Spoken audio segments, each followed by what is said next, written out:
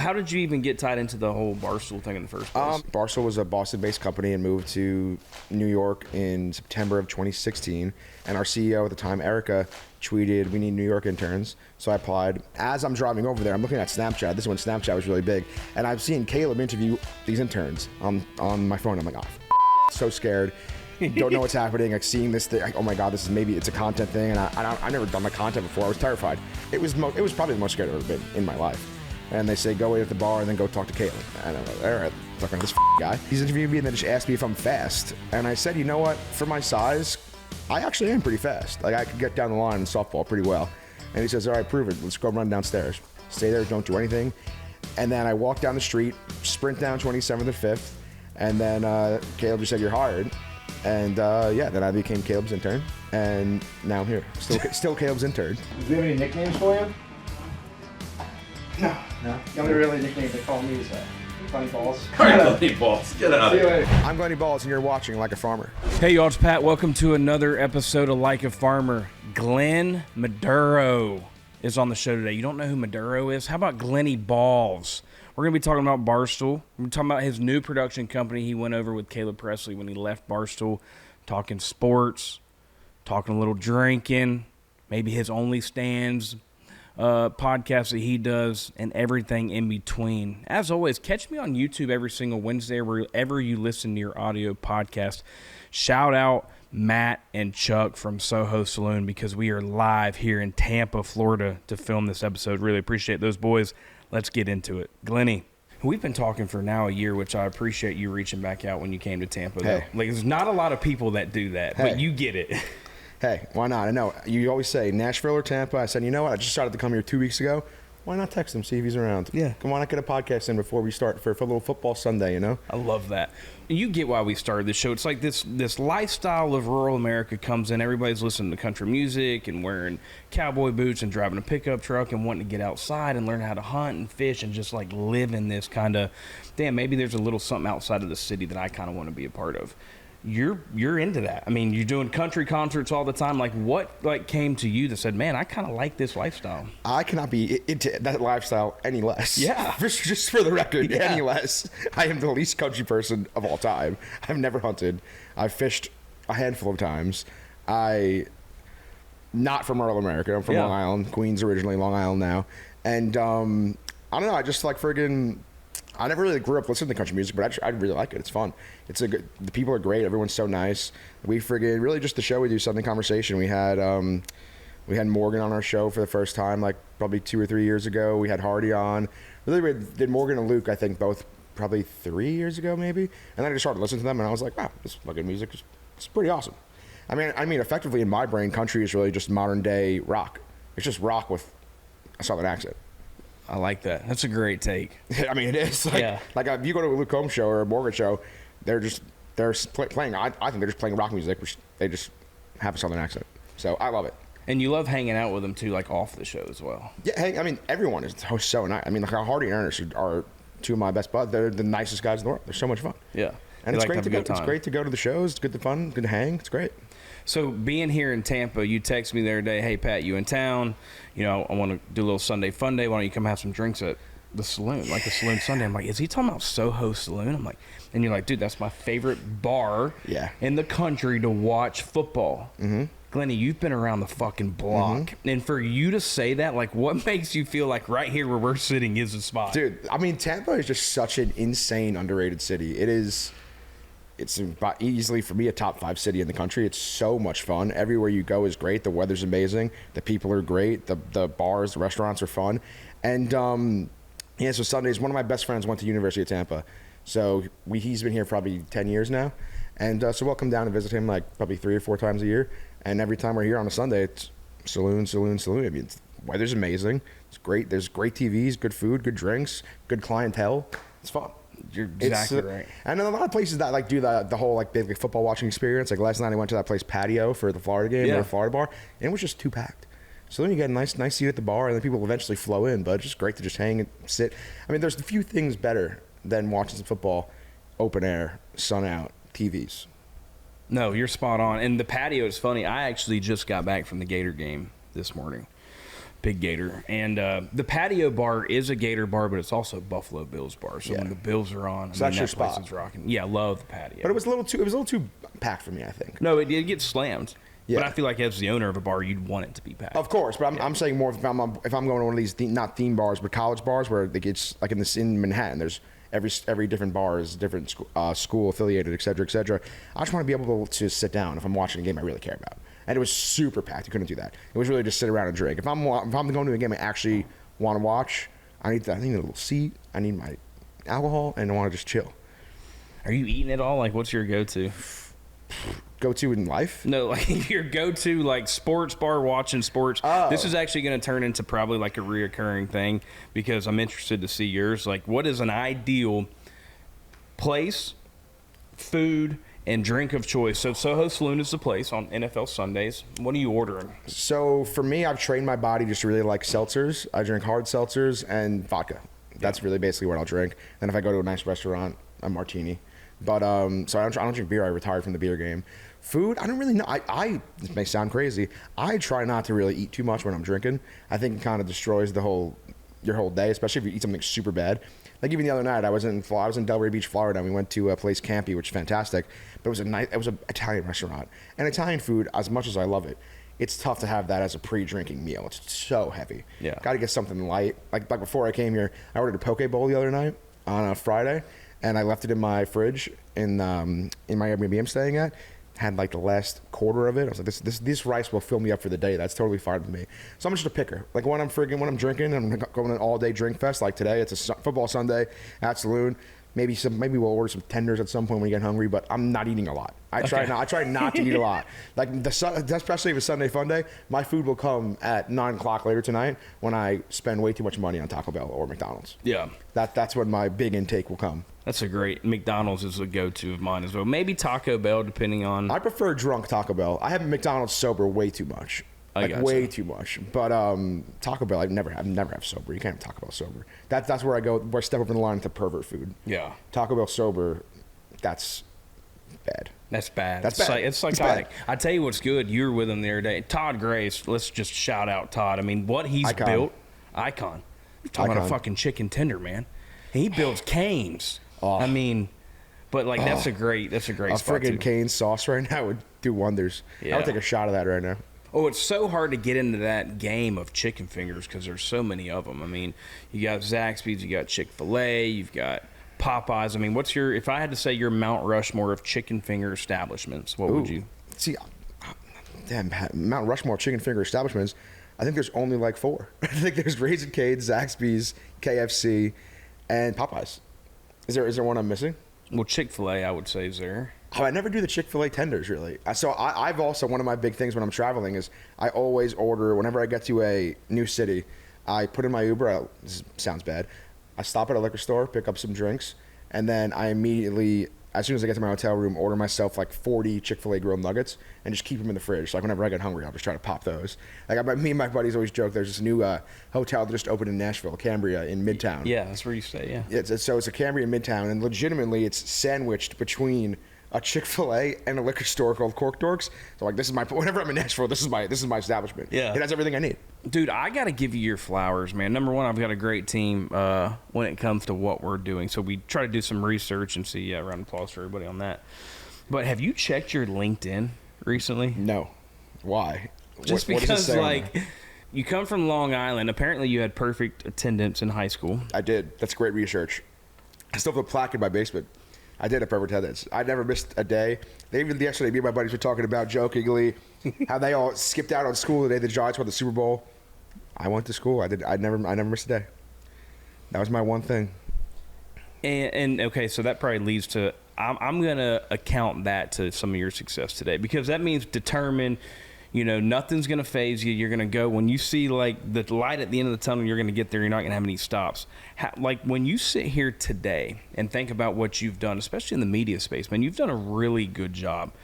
You did the Barstool stuff. Now you and Caleb are doing, help me out here. Sunday Conversations. But the production company. Yeah. So Caleb started a production company. Yeah. So it's just us. It's me, him, our director, Tom, and our producer, Kelsey. Yeah. So you're doing that now. Like, how does it feel to be like, damn, how did I even get here? Oh, it's insane. I don't even really think about it because it freaks me out. So I try not to think about anything. I like to not talk about anything. It scares me. Does it? It's very intimidating, yes. How did you even get tied into the whole Barstool thing in the first place? So Barstool literally, Barstool was a Boston-based company and moved to New York in September of 2016.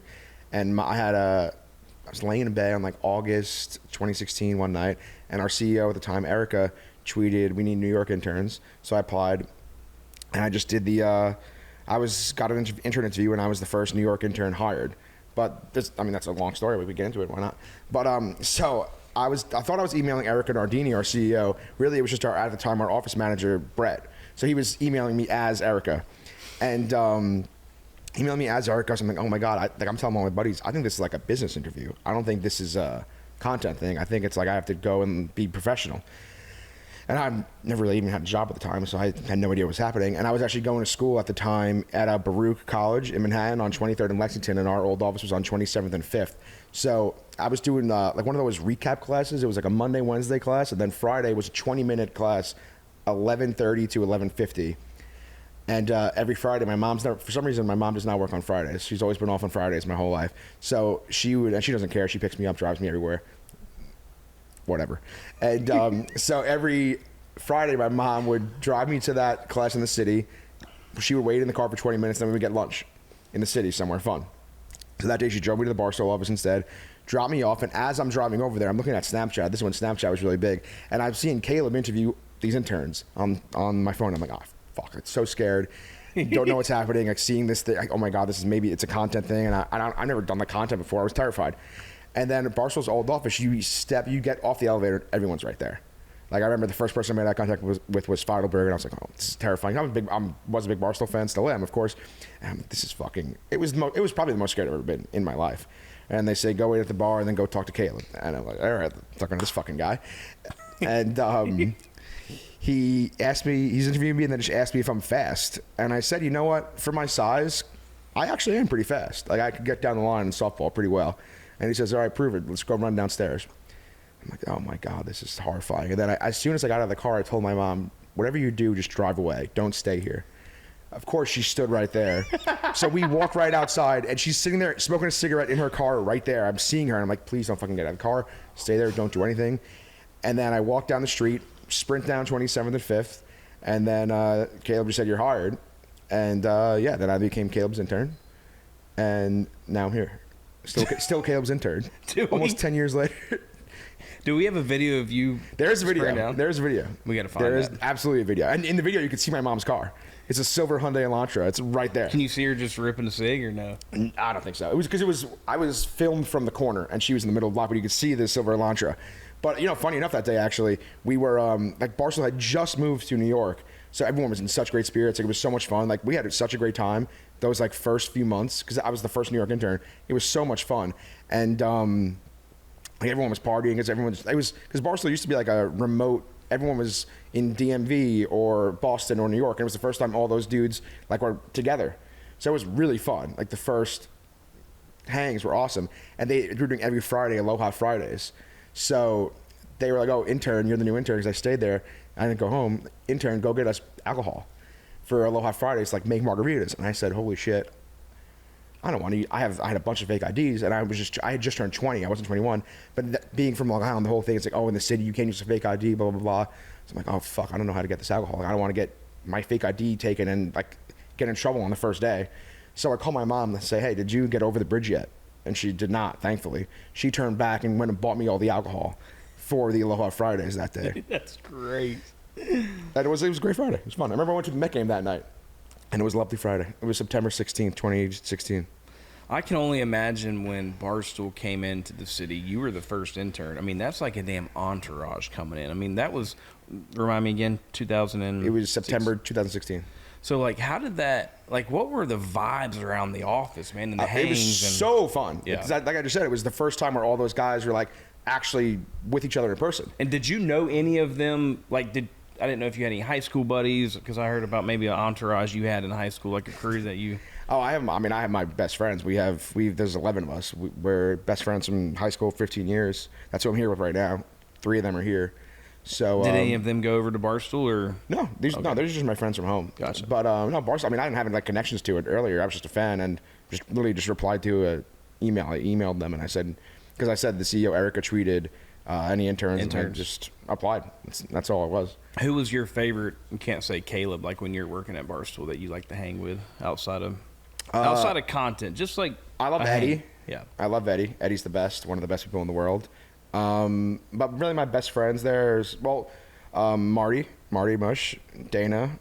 I love Robbie. Robbie Fox is an angel boy, and Tommy Smokes. Those are my people. And then of course, so I would be remiss not to say her. So Maria in Chicks in the Office, she's been my best girlfriend for 15 years. Gotcha. So she used to date my best friend in high school. So Caleb hired me, and then funny enough, Caleb was going on a tour, something in Tennessee, like a month after. So he's like, I'm gonna hire somebody to be your boss as a joke, and Maria had just texted me congrats on getting the job. So then I was like, and she was going to school at FIT at the time, which is right down the street from her office.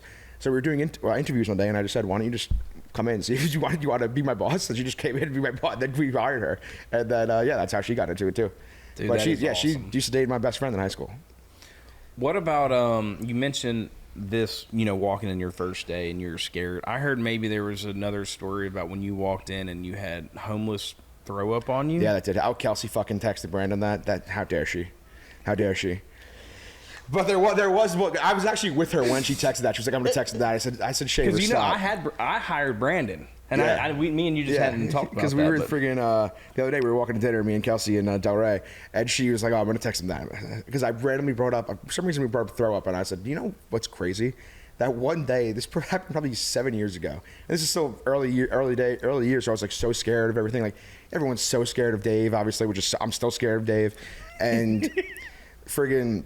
So I was literally on the subway going to work one day, and a homeless guy threw up on me, like legitimately all over my leg. And I was too scared to go home because I was already in the city. So I was like, I can't not go to work. So I just spent the whole day at work with homeless throw up on my leg, just out of the fear of like possibly getting yelled at. So I was just like, all right, I'll fucking grind it out, I guess. And it's great, disgusting. I like programmed that out of my brain. I forgot that even happened.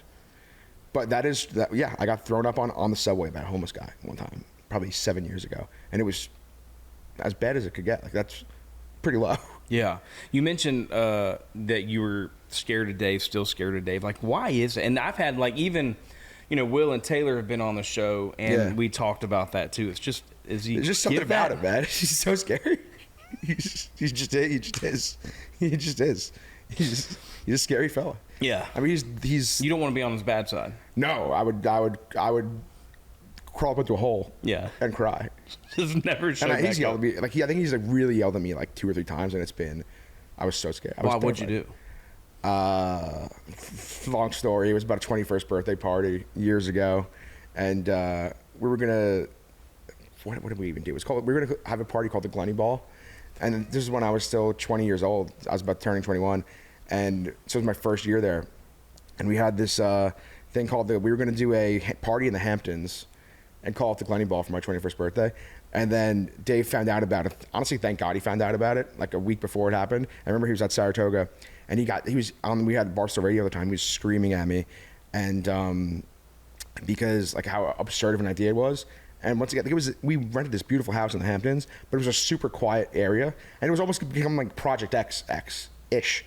So if it happened, it would have been a fucking catastrophe. Yeah. So thank God he did. But that was the first time he really screamed at me, and I was a little 21-year-old baby. I was terrified. It was horrifying. Yeah. You knew, like, from then on, like, don't fuck with Dave. Yeah.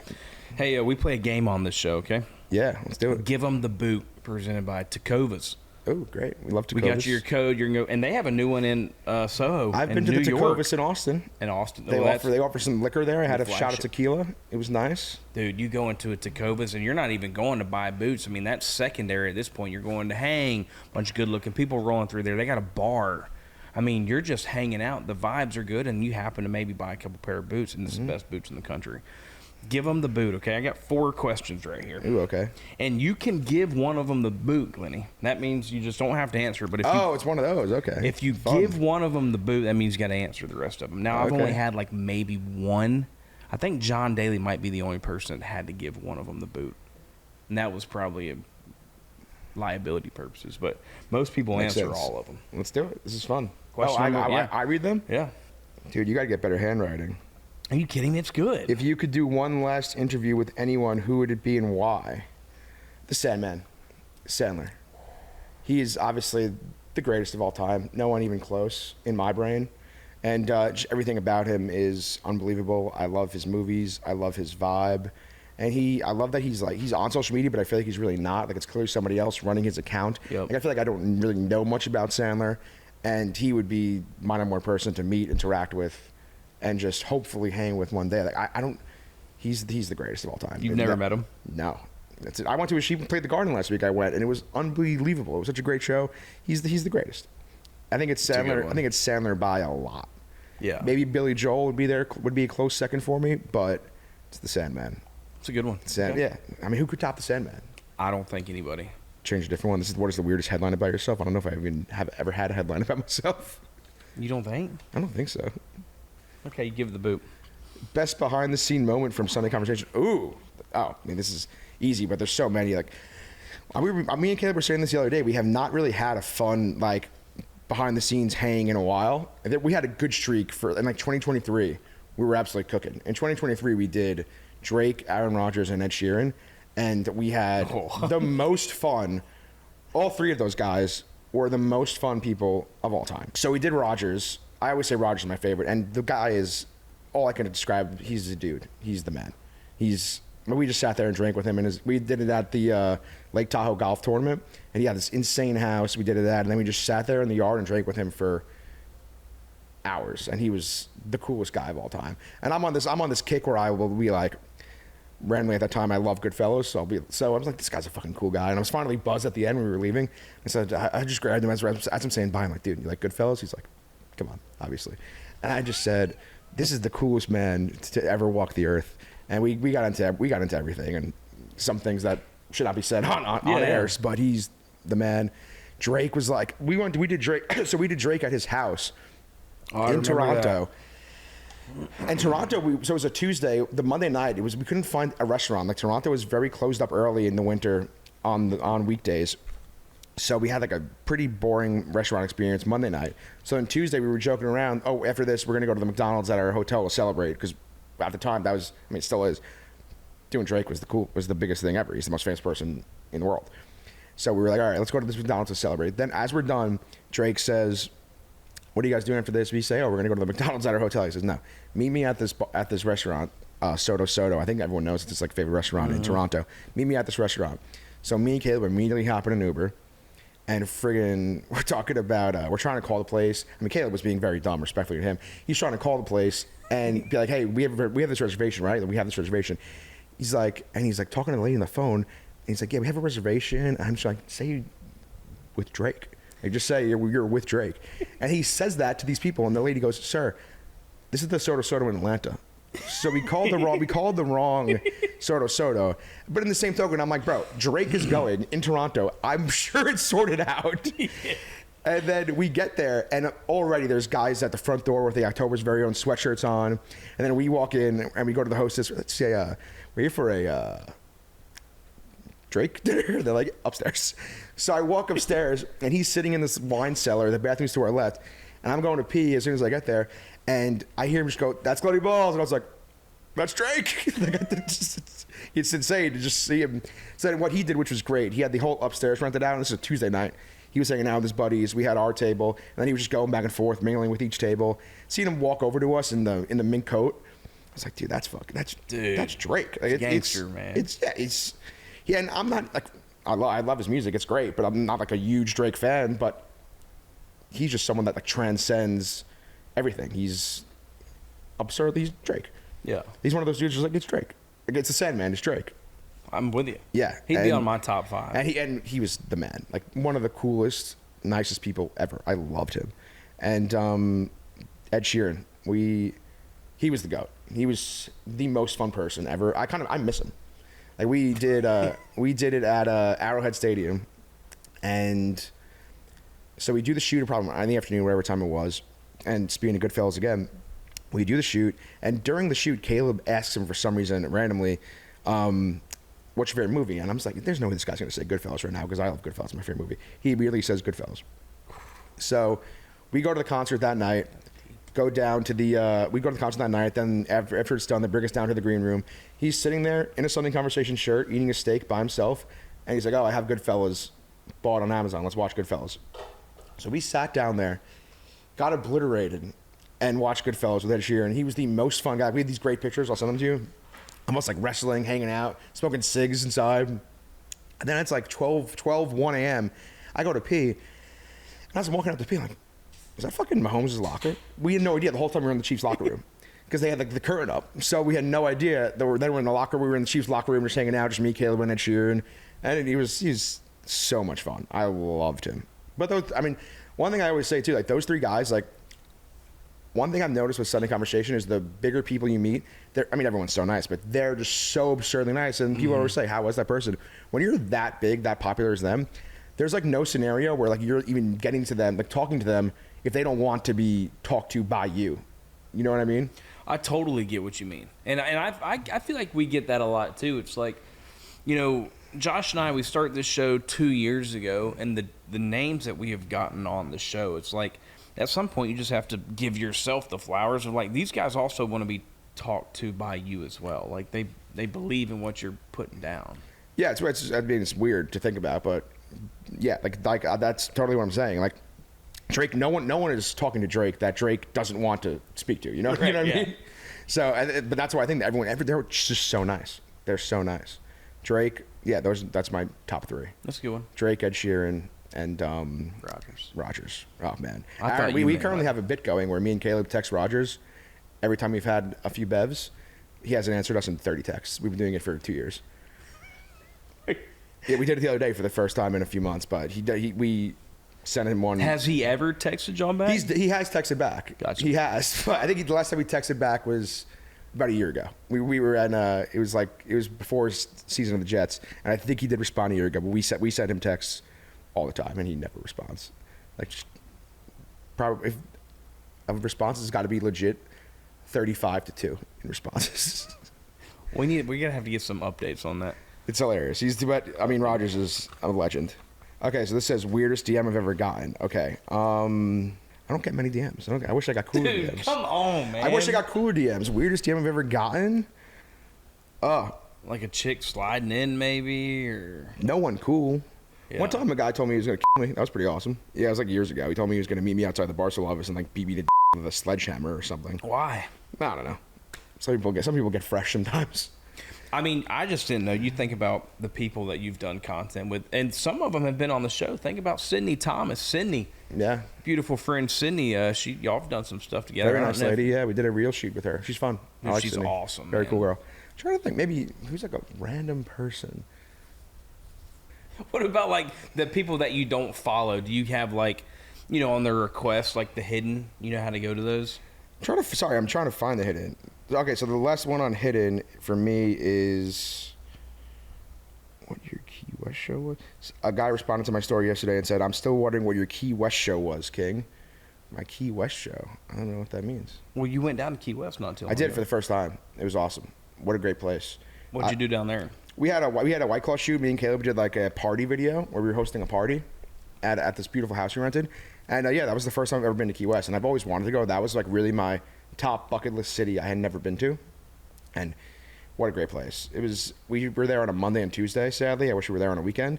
And it was so no one wanted to go out with me Monday night. I went out for the first because I've always wanted to go, so I went out alone on Monday night, and it was the most comfortable I've ever been out alone in a place. It's just a really fun town.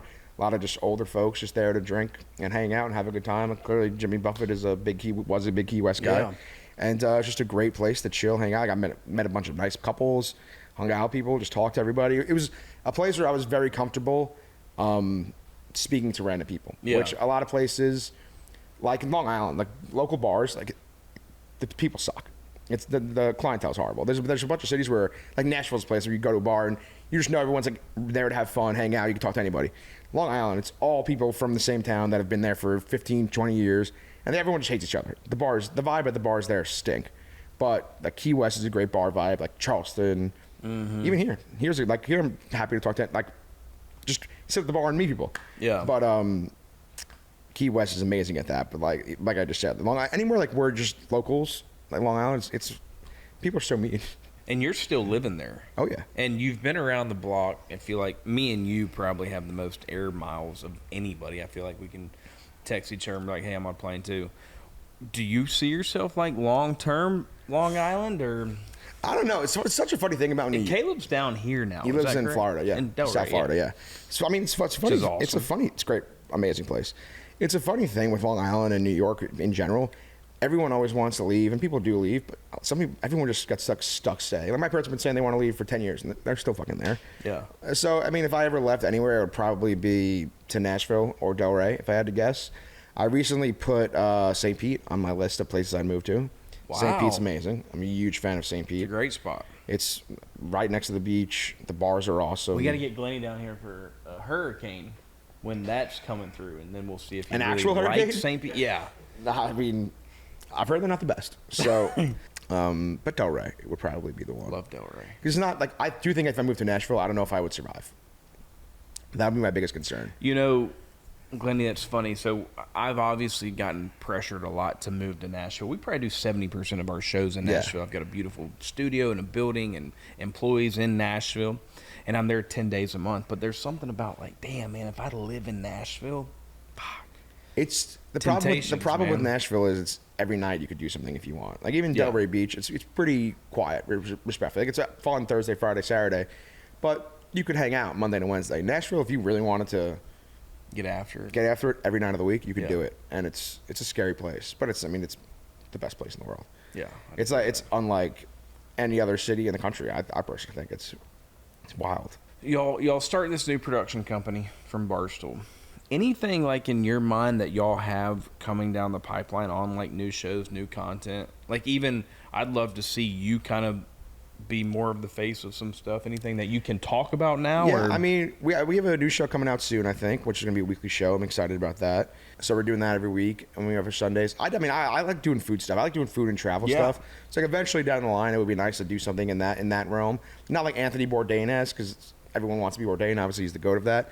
But just like something around that. That's something I would like to do eventually. I just really like experiences. I think it's fun to You could be in the do next experience guy. stuff. Yeah, I mean, guys, the goat. He's up there. He'd probably be up there for me for my last person I want to interview. I'm such a guy. I love Guy. Have you ever met him? One time, years ago. It was we were. It was the only Super Bowl I'd ever been to, and Barstool had a party at the Super Bowl.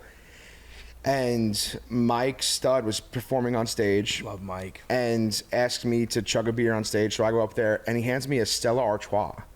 And I'm not really a chugger by any means. So he hands me a glass Stella. I can't fucking chug a glass Stella. So I try to chug this glass Stella, and he says, I got halfway through. He's like, dude, you stink. Get off the stage. So as I'm walking off, I'm a baby at this time too. I'm walking off, head down, depleted. Someone hits me on the chest. I look up, it's Guy. I see the frosted tips, it's Guy. And he just goes, you chug like a fucking and I was like, what the fuck? did Guy just call me And yeah, that was the only time I ever met him. I remember we took a quick selfie, and that's the only time I met Guy. But he's someone where I'm such a fan, I don't even know if I'd want to meet him. Yeah. I fall asleep to Diners, Drive-Ins, and Dives like almost every night. Like he's the best. Yeah. I'm a huge guy. I could see you maybe getting into, like, when you think about new media, podcast, you're doing all that, doing fantastic. Anything maybe in TV and film, I don't even know how one would go about that. Yeah. TV and film? Well, just if That's big leagues. That's I scary. mean, somebody might throw you a script and like just I feel like you like to be on camera. You're doing all these commercial stuff with real tea and Yeah, it's fun. I mean, it's fun. And then every time I do get to do one of those things and kind of like act a little bit, it is pretty fun. Yeah. It is fun to get your acting on. We just shot some commercials for Caleb's Tequila the other day in Florida. We did some acting, and I was like, this is kind of fun, actually. It's cool to do. The tequila stuff is it good? Like truly, I mean. It's great. It's peanut butter tequila, so it's literally like, and then for me, like I love liquor. Yeah. But I don't like straight liquor. Like I don't know how people could sit down and have an old fashioned and just drink that. I think it's crazy. I had and 10 of them last like even night. for great. I'm proud of you. But even for me, like, I love to take shots of vodka, but I'm immediately chasing it with something else. See, shots of vodka, no, hell no. But I'm man. immediately chasing it with something else. I mean, the taste of liquor is gross. But Chiquita or tequila, you don't have to chase it. It just tastes like peanut butter, which I love. That's my favorite thing. It's such a great drink to just take a shot of. You're just tasting peanut butter. So it's great. I'm a fan of it. I need to try it. I think Chuck was saying that he'd love to get some at Saloon. So maybe when we go back down there, we'll get them hooked up with the rep. Yeah. I know down here it's in a Joy Bar. Okay. Yeah, which is a fun place. The Christmas theme place. Yeah. But yeah, it's good. It's a nice little peanut butter taste, which I like. I have a segment on the show, okay? You have a lot of segments. I'm excited about this next one. This one's called What's in the Cooler? Ooh. Presented by Outlaw. Oh, that cooler? Yeah, you got to open that cooler. There's a mystery item? There's going to be a few pictures in there, Glenny. Like a snake in there. There's going to be a few pictures in there, and just give us like your first thought when you look at those pictures and the scenario and where you were. And all right, what's in the cooler? What's in the cooler? Let's do it. Picture number 1. Oh, this happened like last week. This is me having a shirtless beignet on the streets of New Orleans.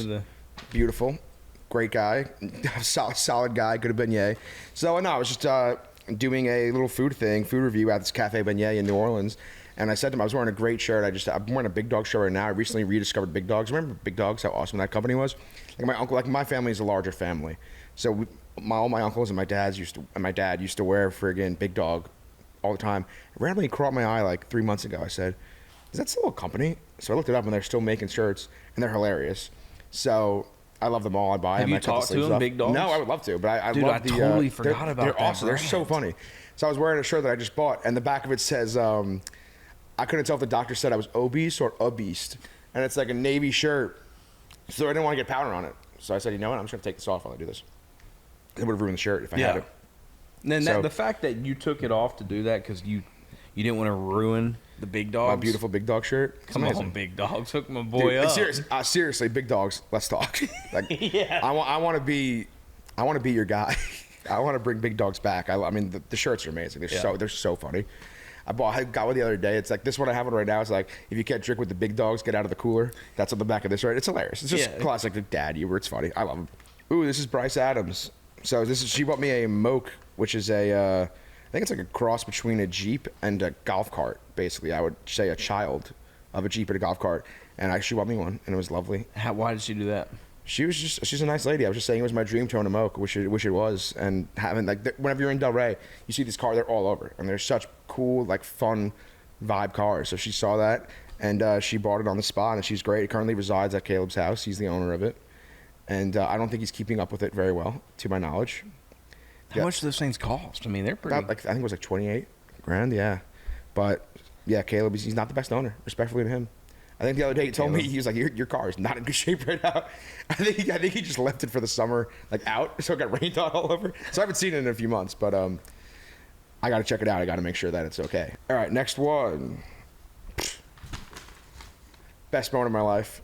So this is a little known actress, Drew Barrymore. She's kissing me here, kissed twice. So we had a show with her a few years ago at her lovely studio in New York City. She does her talk show there, and we had her on the show. And when we found out we were doing her, she was like, Drew Barrymore's my favorite actress. I love Drew Barrymore. Like Fever Pitch, 51st. I love Fever Pitch. One of the most underrated rom-coms in my opinion. Totally awesome agree. Movie. Like can't agree. Fever Pitch is honestly, I would say the most movies I've seen in my life is Forrest Gump, Fever Pitch, and Goodfellas. Like those, whenever Fever Pitch is on, I watch it. I love Fever Pitch.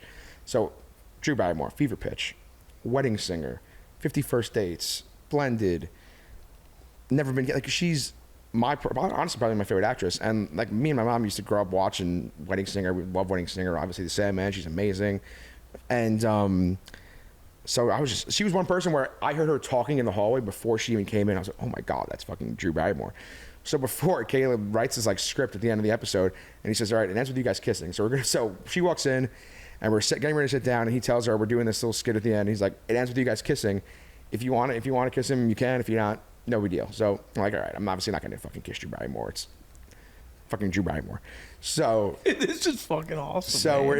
But the whole time I'm sitting there, like, it's probably 20, 30 minutes it takes us to do an episode, and I'm sitting there, my heart's in my fucking foot, saying to myself, what's gonna happen? What's gonna happen? And then I think we cut it actually, but right before we did it, she was talking about how she never likes to fake anything on camera. She like if she's doing a kiss on a movie, she does it. So I'm sitting there like, holy, is she gonna fucking kiss me right now? Like, that's why in the fucking photo actually, everyone made fun of me. My eyes are open in this picture. The reason that my eyes are open in this photo is because I was checking to make sure Drew Barrymore was actually going to kiss me. It's Drew Barrymore. Everybody else would have their eyes open too. What am I going to go in with my eyes closed and let her not do it? So we write, and then we're doing it, and then she comes in, and I was like, and then our lips touched, and it was pure bliss. I mean, dude, that is all. That's exciting for me too. Hey, you know what the best part was? After we finished it, because if you watch the video, there's close-ups on her face. After we were done shooting, we had to do it again because, like, to get the camera on her face close and on my face close. And then she did it again. She kissed me twice. Was there like tongue and no, tongue? No tongue. Oh, okay. Come on. And then in the and then in her beautiful voice, in her beautiful Drew Barrymore voice, like, I almost think of 50 First Dates where she says, "Nothing beats a first kiss." We did that, and then she just goes, "You have very soft lips, Glenn." And I was just like, "I love you, Drew." Damn. I love you, Drew. She's the best. I mean, she's 1 out of 10 though. The kiss, like 10. I don't care. It's Drew Barrymore. Like, No, she's upper echelon actress ever. I'm such a Drew Barrymore fan, and she had, like I said, that voice. She has such an iconic voice, and it's so soothing. Yeah. I'm trying to think of other great like Drew Barrymore where she's nothing beats a first kiss from 50 First Dates. I love in Fever Pitch when Jimmy Fallon answers the phone when they're having lunch. And he says, I'm her assistant / sex slave. And then he hangs with the phone and it's her mom and he just goes, "You're funny, Ben." She's so amazing. No, I'm she's such a good. Drew She's fan. goat. She's amazing. Like, and I'm missing so many other things she's in, and she's just an icon. Totally And with you. hey, one more time for the camera, right here. Would you say, going back to really the first comments we talked about, of just like, dude, think about where you're being right now, like Where I am right now on this couch at the Soho Saloon in Tampa. yeah, like where you think that's one of your top moments? Like, I mean, the moments that you've seen, Bro. the people that y'all have on Sunday Conversation. I mean, hell, you just released, I think, We put Justin Jefferson out today, was yeah. like, I mean, just the people that come on the show. Have you had Josh on the show? Josh has been on. Yeah. What do you think about 17? I'm actually mad at Josh, by the way. Ooh.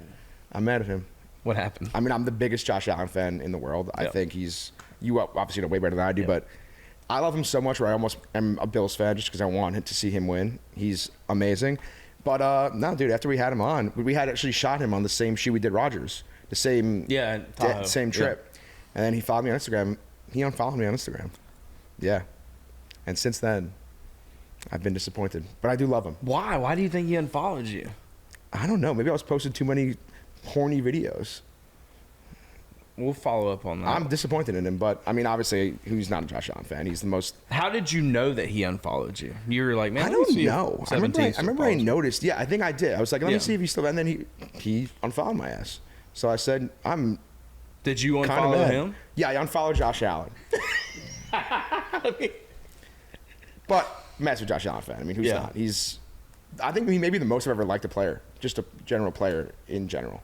You know what, Glenny? I would, and Josh and I had this conversation when he came on a couple weeks ago. Like, I told him, especially think about Middle America, the states that don't have a professional football team, the states, the people that were like, dude, the NFL, like, I'm a college football fan, F the NFL, like, I want to just do college football.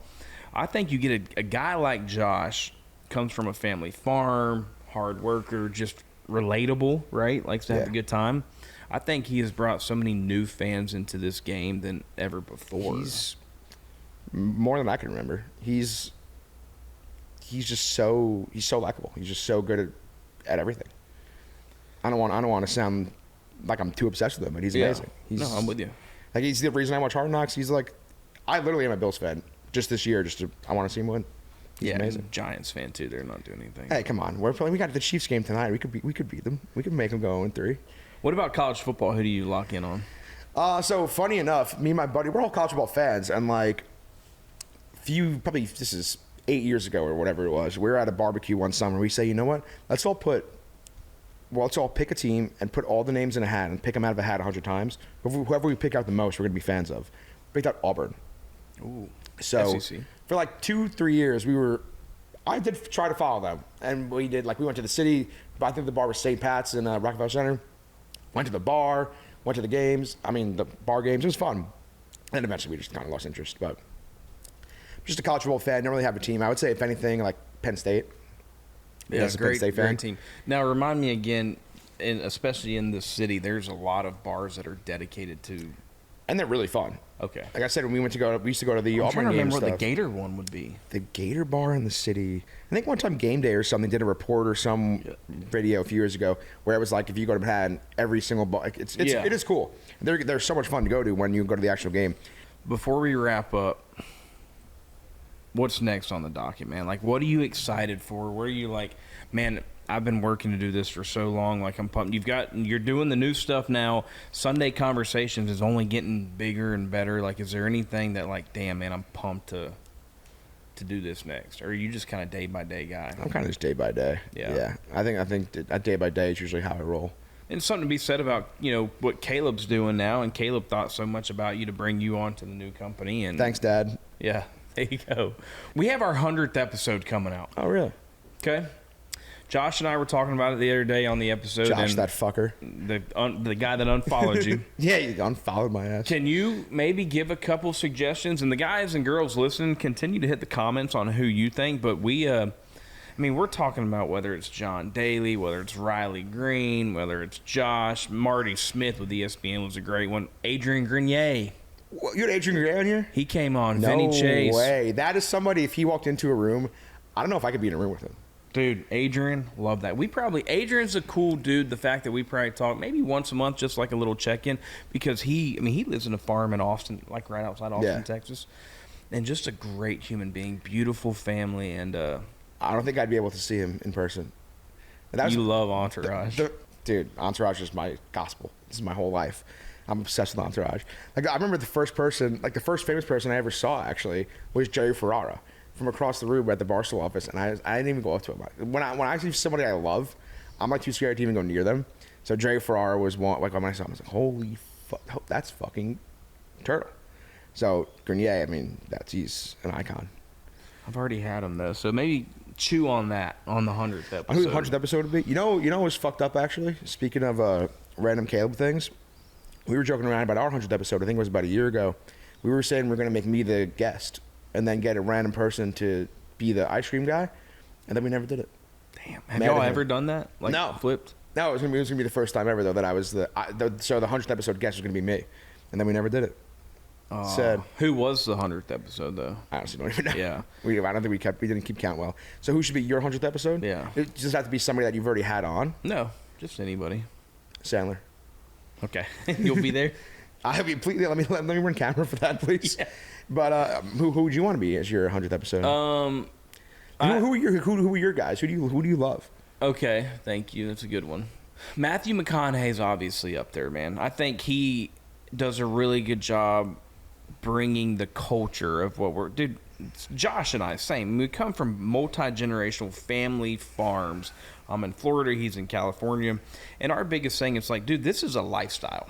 Mm-hmm. And that people want to be in. And Matthew does such a beautiful job, like putting that out of like, man, it's cool. You don't have to be a full-time farmer to wear boots or drive a pickup truck or listen to country music. I'm picking up what you're putting down. Parker McCollum was one of the ones that's been on the show who really got that message. Jimmy Butler, I think, would be a really good one. Jimmy Butler has done a great job bringing country music into the NBA, and I would say those are probably my top two. Okay. I'm a big George W. Bush guy, man. I think he, being from Texas and just a complete badass of what his lifestyle is like, would be cool. That's a big top three. Yeah. Butler, Jimmy Butler, W, McConaughey. I was near McConaughey on a flight recently. He was 2 rows behind me. Behind you? Well, we were, a little subtle flex. But. That was supposed to be a flex. I got upgraded. I'm a Delta Diamond member, for the record, and I got upgraded. But I was at BNA in Nashville probably a year ago or so, and I was with my producer, Kelsey, and she went through TSA. I went through Clear. This is before I got TSA. Got to get TSA PreCheck. It's I don't have it. Get it. Life-changing. Hold on. And body's clear. TSA PreCheck's like $78 for 5 years. Clear's like $200 a year. TSA PreCheck is 1,000 times better. 232 nights last year. What I are you was doing? gone, and I do not have What are you TSA doing? Pre. I don't know. I actually had to get it because for me, randomly, I've been traveling a lot for 5 years. About 2 or 3 years ago, every time you're in that machine where you got to stay like this, my dick would go off, and I'd have to get pelvic area search every single time. Why? Randomly started. I have no idea. I don't know why. But TSA PreCheck, you don't have to go through that thing. You could walk to the left. So what do you mean you would walk through and they would just have to check your pelvic area every time? Yeah, you look, my dick goes off in the thing every single time, and then they have to check me out. Like I have to get, they feel you up like this. They put your hands between your legs every single time I flew. Oh, well, that would give me and a now reason. TSA Pre, you just walk through, you don't go to the one to the left, you just walk through. Okay. So that was great for that, but you got to get it. Best airport in America. I was going to say B&A, but I don't like to give New York credit. LaGuardia, the Delta. LaGuardia now it's so funny. I've been saying growing that, dude. up, JFK, like I'm 20 minutes from JFK, 35 from LaGuardia, and JFK was always the airport. LaGuardia sucked. Now they did the renovation, whatever, Flipped. 3 or 4 years ago. LaGuardia is a fucking heaven. It's airport heaven. You get there, Delta LaGuardia, you're at your gate within 10 minutes. You walk immediately through security with the TSA Pre. It's beautiful. There's amazing restaurants, good bars, which I don't even go to because I already know that I get there immediately before it. You just walk right through security. You're there. It's so nice. The bathrooms are fantastic. And then getting home, the Ubers are so easy. Right now, JFK is getting renovated. So when you land, you have to fucking take a 15-minute bus to get to the Uber lot. That stinks. So LaGuardia, it's beautiful. I'm such a LaGuardia fan, and I think B&A is great. There's never really any security. Nice restaurants, bars. I love B&A. But anyway, so my McConaughey thing. So probably a year ago, my producer's going through Clear. I'm going through TSA, whatever it was. She beat me, so she gets through before me, and she goes, "Oh, you're never gonna believe that you just missed McConaughey walk by." I'm like, "No fucking way, McConaughey's at B&A." So then we go to the Delta Sky Lounge. We're sitting there eating breakfast. McConaughey walks in by himself. Mind you, Matthew McConaughey's walking around B&A by himself, which is a crazy sight to see. And then I look and I see there's a flight from Austin leaving in 20 minutes or whatever, and I say, "Oh, he's got to be getting on that." Then I get on my plane. I'm seat 1A, I think I was 1B. I get on my plane, and he's just sitting right there in seat 3A, and he's going to New York. And I'm like, that's fucking McConaughey, just being McConaughey. And then we land talking about, you know how I said earlier, Drew Barrymore, iconic voice. Yeah. Oh. So then I'm sitting in, like I said, I was in the first row. We land. This lady was trying to get her bag out, like in third row, and I hear him be like, "You need help with that, sweetheart?" And I was like, dude, that was insane. That was cool to hear. And he was just so nice. Delta does this thing. Did you talk to him? No, absolutely Come on. not. Delta does this thing where I think they like assign people to someone important if they're flying. So like as soon as we walked off the plane, I walked up behind him. There was a lady waiting for him, and he was so nice to that lady. And I walked up the jet terminal like behind them, and I was just like admiring his voice from afar because it's just so crazy to hear. He's just so iconic. Yeah, McConaughey he's like, "Need help with that, sweetheart?" Yeah. My heart fluttered. Tomorrow, believe it or not, your Giants, Thursday night football. So before we wrap up, I need just give me Eagles, Giants. Just give me your analysis on that game, man. We're going to lose 87-0. Okay. Giants, Eagles, my whole life has never been good. We've never been good. Even when we won the Super Bowls, the Eagles have bodied us. But even, I think in 2008, when Plaxico shot himself, and we were supposed to win the Super Bowl again that year, the Eagles were the ones who beat us in the divisional round. And every year it seems like we play on Sunday Night Football in Week 14. Eagles wear their all black uniforms and just fucking body us 35-3.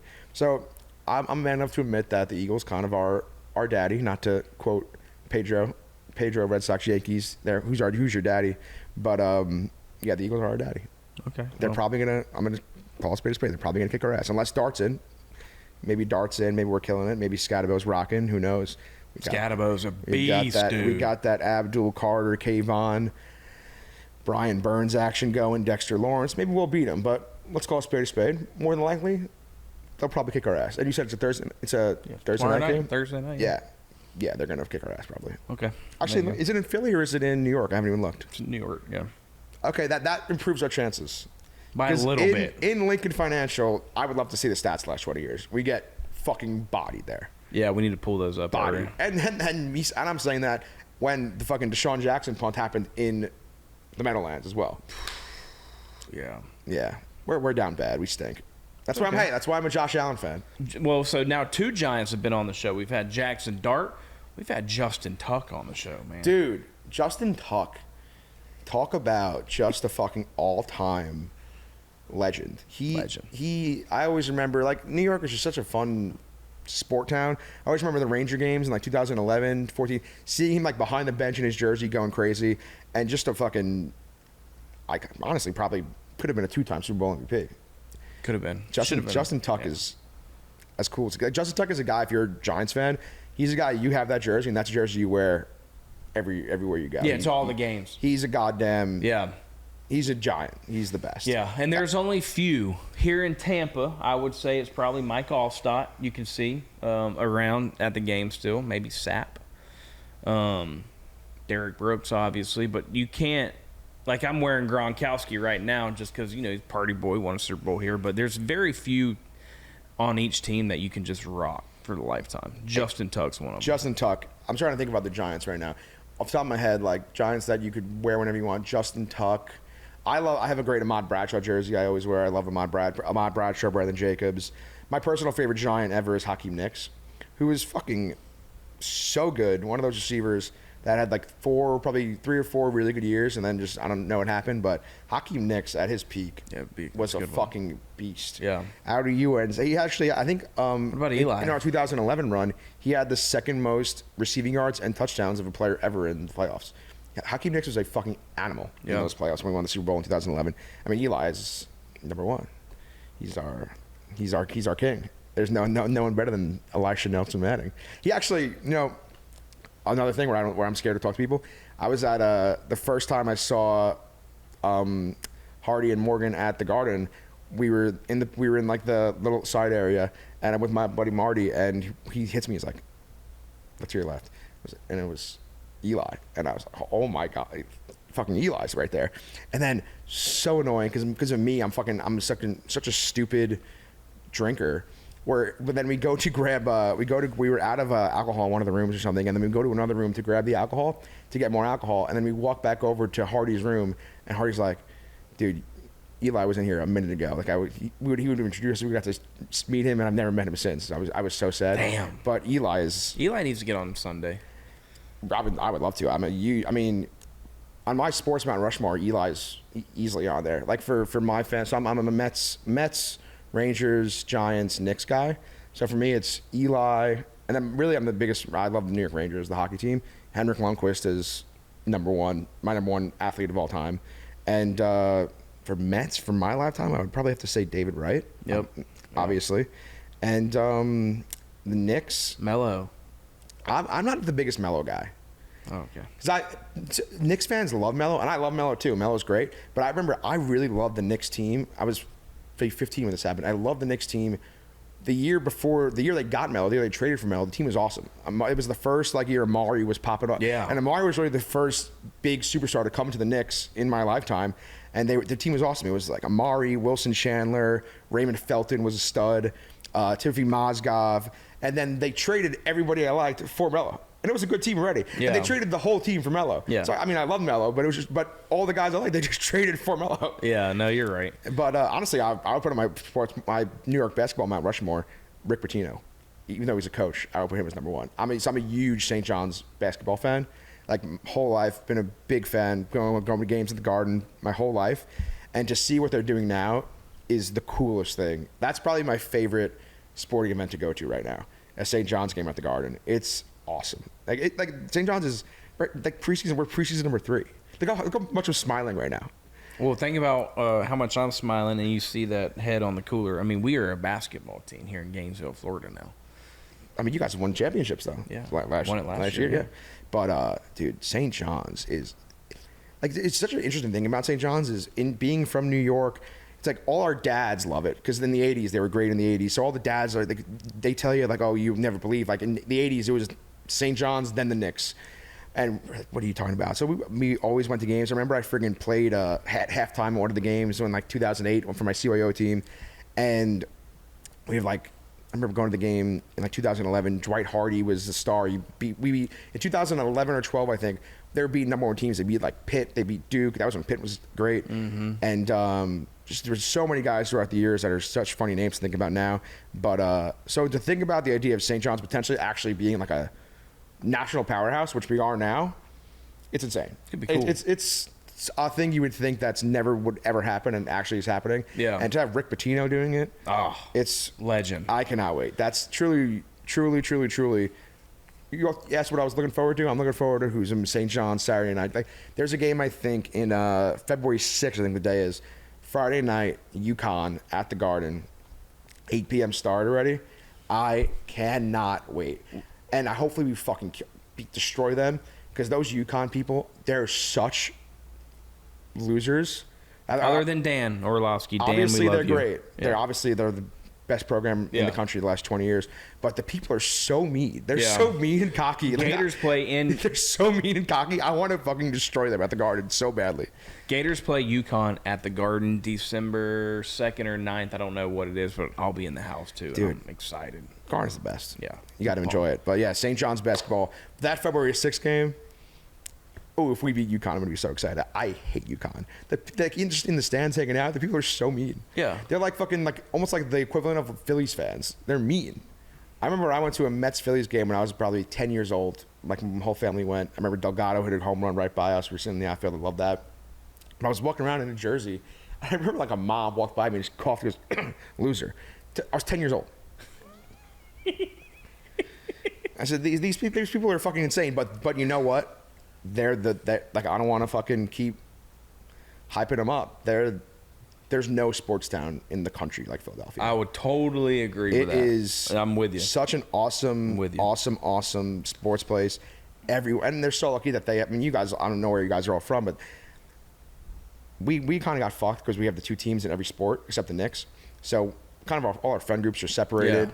Yeah, it would be so cool to have that one thing. So the Phillies, they obviously have those four, and everyone's just a fan of them, and everyone loves them. Yeah.